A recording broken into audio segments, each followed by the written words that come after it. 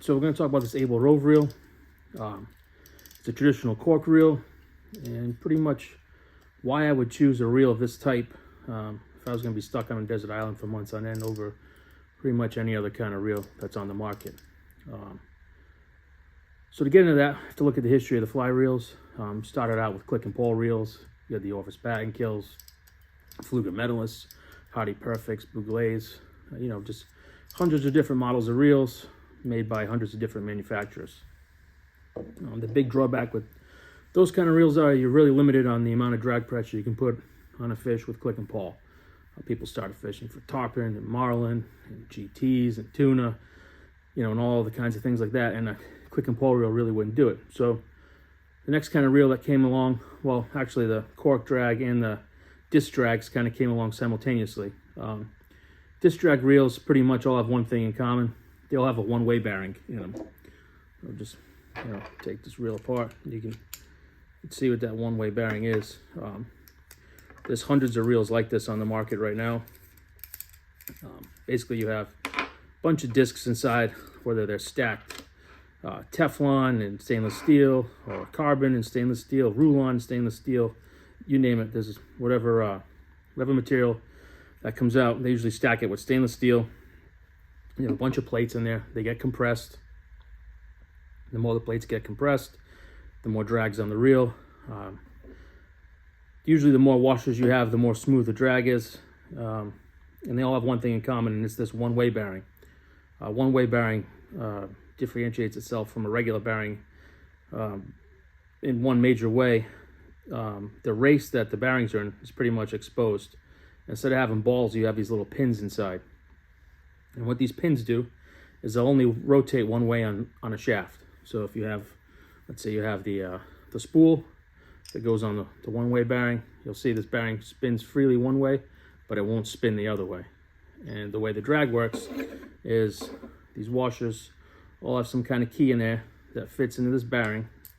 And when the spool goes on the reel, it's going to spin freely when it's on its one way for spinning freely, and the other way it's going to take this whole bearing with it when it turns, and in doing so it's going to take these washers with it, which is going to engage the drag. Now the main drawback with a reel like this is everything's exposed when the spool's off, so water can get into those little pins, and in doing so they can travel through the bearing and into your drag. Even if it says it's a seal drag, usually it's going to be a seal drag if the spool's on. You can see most manufacturers will have some kind of O-ring after the spool goes on to kind of seal off this whole thing. But if the spool pops off, if you get water in there after the spool pops off, or sand or anything like that, any of that can get introduced in this one-way bearing. It's going to cause all kinds of problems. The tiniest little bit of salt buildup or sand gets in between those washers and the drag, and it's not going to work very well at all.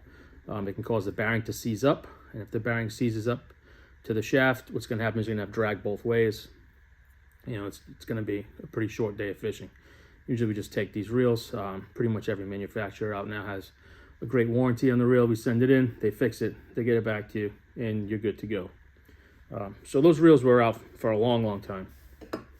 And then I want to say maybe 30 years ago now, a little more than 30 years ago, people had the idea of, well, let's seal that one-way bearing, totally seal it in the reel. It will come out with a totally sealed reel. And if you look at a totally sealed reel, you don't have that opening where the shaft kind of sticks in with the exposed bearing. The whole thing is going to be inside the middle. You still have the same one-way bearing, you still have the same washers, whether it's stacked stainless or Rulon or whatever you have in there, and it's all going to be contained inside.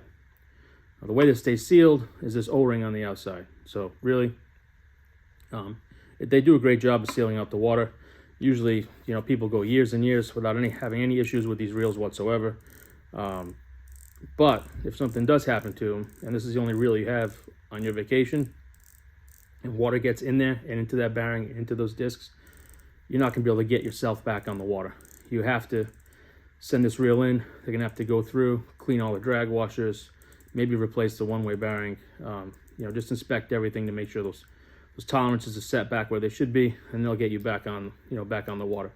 That could take weeks, it could take a month, You know, it all depends how the companies are. And the other type of reel that came out probably about the same time the disc drag came out, we call it a drawbar style reel that uses a cork drag. And that's what this Abel Rove is. And what that means is you have this bar inside, you're going to turn the drag knob, and what happens is it's going to squeeze the back side of the reel up against this cork drag plate tighter and tighter. You know, sometimes people see these and they say, oh, cork, you know, it's a natural material. It's not space age copper fiber. It's not, you know, it's not Rulon. It's not, you know, it's not really up to date. It's old school. But if you think about it, they were using cork for clutch plates on race cars up until very recently, and some cars still use cork in the clutch plates. It dissipates heat very well. This bigger size surface area makes the drag very, very smooth. And one thing you'll notice that these reels don't have, they don't have a one-way bearing. It's basically just these two little springs. They call these clutch dogs. This is going to spin one way. It's not going to spin the other way. So what happens is when your reel's on, and you have your drag on, it's going to spin freely one way. When you go to engage the drag, your spool's going to spin, but that drag plate's not. And however tight, whatever you have your drag strength on, is going to be the amount of tightness that's applied between the back of this spool and that stationary cork. So the tighter you squeeze it, the harder it's going to be to turn the spool. Very easy, simple drag. It works incredibly well.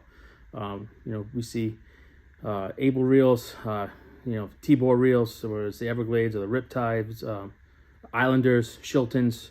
They all make a cork drag style reel like this. So no one-way bearings. What they do use are sealed ball bearings, which run a race.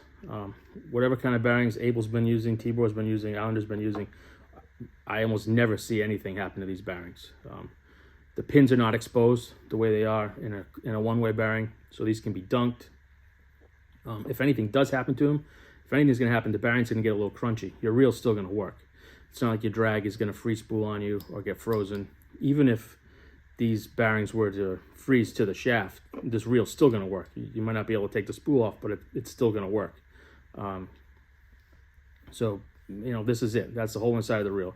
I can disassemble this whole reel, you know, clean these springs. If I drop this in the sand, if this got dunked in the water, I really have nothing to worry about. It's just this one cork drag plate, this spool, and these bearings. I have 100% faith in that nothing's going to happen to them. So, I mean, if I was spending, you know, $8 grand on a trip, and you know, there's one flight in and out of the place a week, and I can only take one reel with me, it's going to be this reel, because as great as the sealed drags are, if something were to happen to it, and I only had one reel with me, what am I going to do?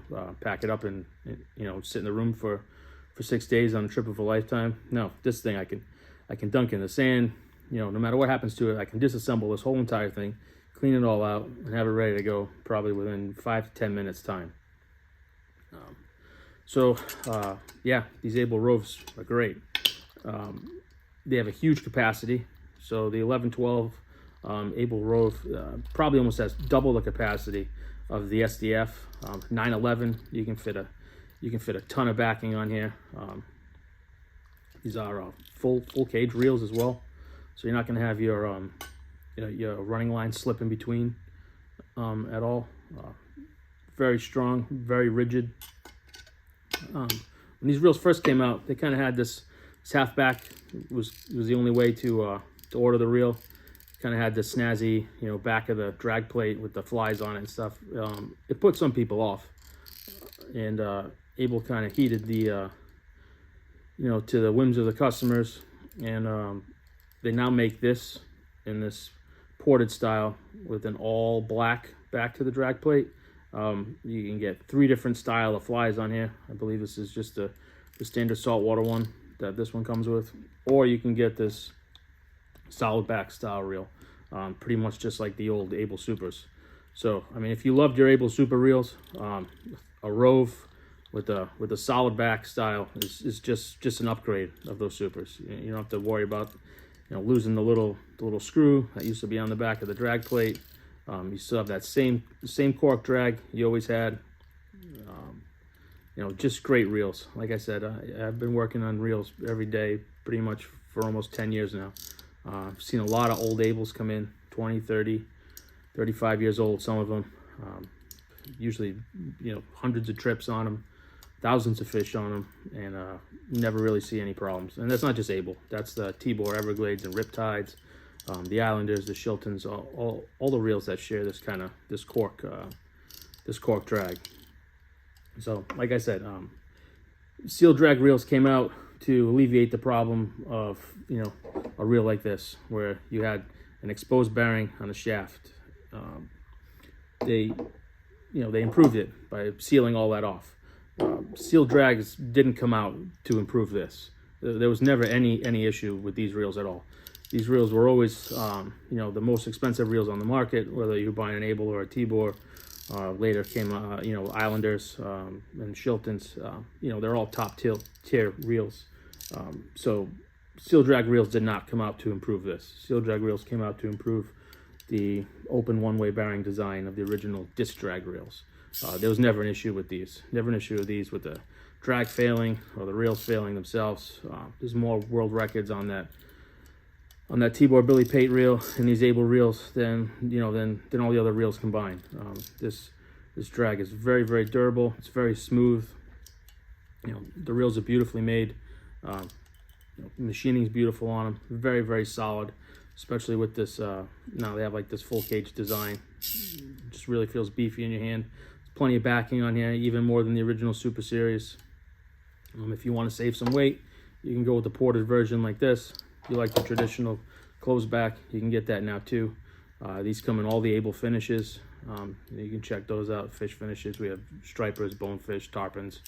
They just came out with a new Albie. That's really cool. But yeah, if I was to take one reel with me told me I was going somewhere for 6 months, it's the only reel I could have, it's definitely going to be one of these. I have full confidence in being able to take this thing apart, put it back together with no issues at all. It's a very simple design, but it's tried and true. And it's a very effective design. So if you overlooked these when they came out, give them a look now. If you need a reel for that trip of a lifetime you're going to take, I don't think you can go wrong with these Abel Roves.